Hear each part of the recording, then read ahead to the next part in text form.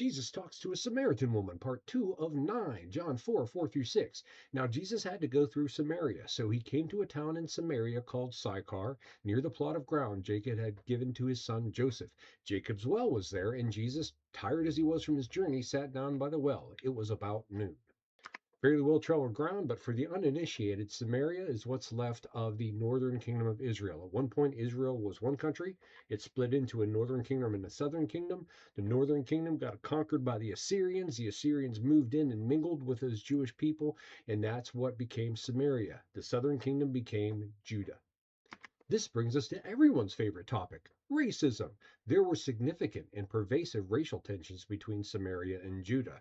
The Judeans viewed the Samaritans as spiritually unclean at least and racially unclean at the worst. Now, this bit about Jacob's well, this is typically where I'd say, well, this is that Old Testament reference.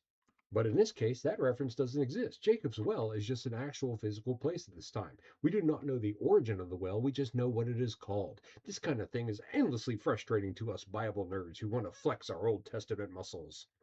But what this detail tells us is that the storyteller knows the lay of the land. They've clearly been to Samaria and they likely were part of this story. They are not sitting in a library somewhere just making up stories using place names they find in the Torah.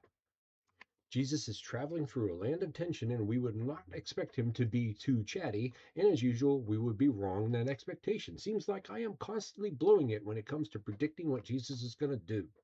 And finally, consider it is about noon. Nobody respectable goes to the well at noon. They go in the cool of the morning or the evening and chat it up with the locals who are there. Only outcasts would be at the well at noon.